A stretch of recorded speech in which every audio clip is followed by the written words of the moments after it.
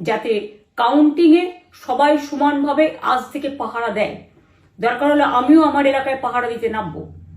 এই সময় ওরা ইভিএম মেশিন যখন স্টোর করা হয়েছে সেখান থেকে যখন কাউন্টিং হলে নিয়ে যাবে তখন কিন্তু মেশিন বদলে দেওয়ার সম্ভাবনা ওরা প্ল্যান করেছে। এগুলো আগে থেকে তিনি গিয়ে রাখছেন 2001 থেকে আর 2006-07 সাল অব্দি, যেমন Mamata Bandyopadhyay rigging rigging rigging rigging গিয়ে রাখতেন।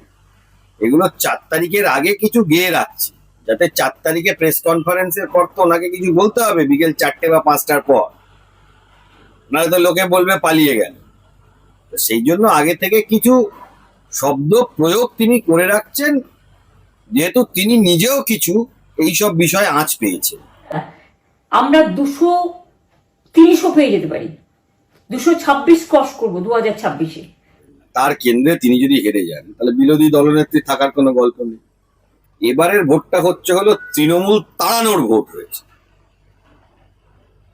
মানুষ এবারে তৃণমূলের বিরুদ্ধে ভোট দিয়েছে, পুরোটাই হলো তৃণমূল বিরোধী ভোট। বিজেপি তার কেন্দ্রে তিনি যদি হেরে যান তাহলে তো তিনি আর বিরোধী দলনেতাও থাকতে পারবেন না, দলনেত্রী থাকতে পারবেন না। তার কেন্দ্রে তিনি যদি হেরে যান তাহলে বিরোধী দলনেত্রী থাকার কোনো গল্প নেই। দ্বিতীয় বিষয়টা হলো তৃণমূল কোন পজিশন পাবে তার উপর ডিপেন্ড করছে। তৃতীয় বিষয়টা হলো দেখুন, আমার যতটা এক্সপিরিয়েন্স, ভোট দুটো জিনিস নিয়ে হয়।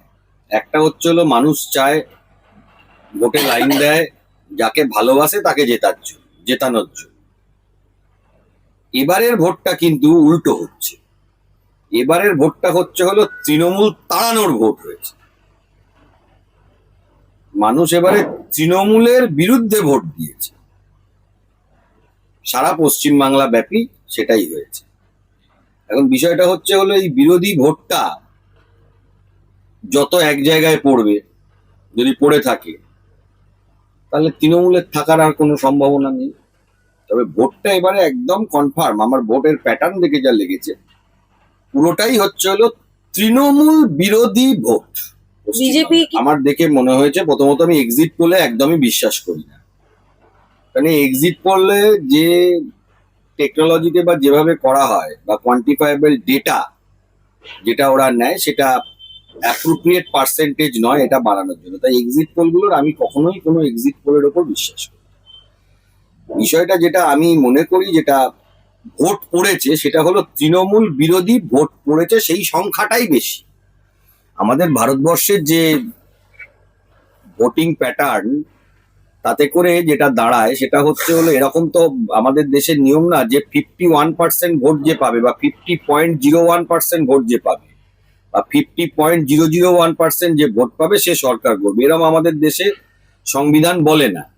আমাদের দেশের সংবিধান অনুযায়ী যারা মানুষ ভোট দেয় তাদের রিপ্রেজেন্টেটিভকে, কোথাও এমএলএ বা কোথাও এমপি, তারা সরকার গঠন করে। এটা হচ্ছিল আমাদের দেশের যা প্রচলিত সিস্টেম, সেই সিস্টেমে বা সংবিধানের সিস্টেম যেটা, সেই সিস্টেমে।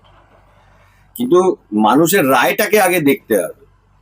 যেরকম 2021 সালে ব্যক্তিগতভাবে আমি মনে করি তৃণমূলের বিরুদ্ধে মানুষের রায় ছিল, কিন্তু তৃণমূল সরকার গড়েছিল। কেন বলছি এই কথাটা? কারণ 2021 সালে তৃণমূল ভোট পেয়েছিল 46%, তাহলে 54% মানুষ তৃণমূলের বিপক্ষে, তৃণমূলের বিরুদ্ধে ভোট। এই 46% ভোটটা যদি তৃণমূলের কমে, ধরুন তৃণমূলের 46%টা কমে 41% বা 42%, কে সরকার করলো সেটা বড় কথা না। বড় কথা হলো মানুষের ভোটের যে মানুষের ক্ষোভটা সেটা প্রকাশিত হবে যখন রেজাল্টটা বেরোবে। সরকার গড়ার অনেক রকম হিসাব নিকাশ থাকে, তবে আমার যেটা ব্যক্তিগত বিশ্বাস, যদি মানুষের ক্ষোভ বা প্রকোপ যেটা দেখতে পেয়েছি সেটা যদি সঠিক থেকে থাকে এবং যদি মানুষ ভয়ভীত না হয়ে থাকে, সেই ক্ষোভ বহিঃপ্রকাশ যদি ব্যালট বাক্সে হয়ে থাকে, তাহলে তৃণমূল সরকারে থাকবে না। 4 তারিখে কি হবে তার জন্য ওনার স্ট্র্যাটেজি অনুযায়ী তিনি আগে থেকে গেয়ে রাখছেন যে কাউন্টিং এর দিন অমুক লোক বসান, প্যারামিলিটারি ফোর্স তারা, সিআরপিএফ তারা অত্যাচার করেছে, এই ধরনের জিনিসগুলো তিনি আগে থেকে ইস্যু বানিয়ে রাখছেন 4 তারিখের জন্য। এটা আমার ওনার কথা দেখে মনে হয়েছে। মহিলারাও এবারে খুব শতাংশ, মানে যতটা শতাংশ ভোট করেছে তার মধ্যে রেশিও শতাংশ একেবারে মহিলাদের ভোট। মহিলারাই তো পশ্চিমবাংলায় সব থেকে বেশি অত্যাচারিত। তাই জন্যই তো বলছি তৃণমূল বিরোধী ভোট হয়েছে এবং তৃণমূলের ভোট পার্সেন্টেজ কম। তাতে তৃণমূলের ওপরে মানুষের যে ক্ষোভ সেইটা বহিঃপ্রকাশ হবে 4 তারিখে। এবং সঠিকভাবে যদি মানুষ তার ভয় না পেয়ে ভোট দিয়েছেন এবং ব্যালট বাক্সে সেটা যদি রিফ্লেকশন দেখা যায়, তাহলে তৃণমূল সরকারে থাকবে বলে আমি অন্তত মনে করি। তার দলের লোকজন তো বলছে চতুর্থবারের জন্য মুখ্যমন্ত্রী মমতা বন্দ্যোপাধ্যায়ই হবে। তা আপনার কি মনে হয় যে তৃণমূল সরকারে আছে তারা দাঁড়িয়ে দাঁড়িয়ে বলবে আমরা হেরে যাব? বাইরন বিশ্বাস বলেছেন তো, বাইরন বিশ্বাসের অনুব্রত ভয় মণ্ডল বলেছে লেগেছে, তো। যেগুলো বলেছে সেগুলো ভয় লেগেছে, তারাও আগে থেকে গাওনা গেয়ে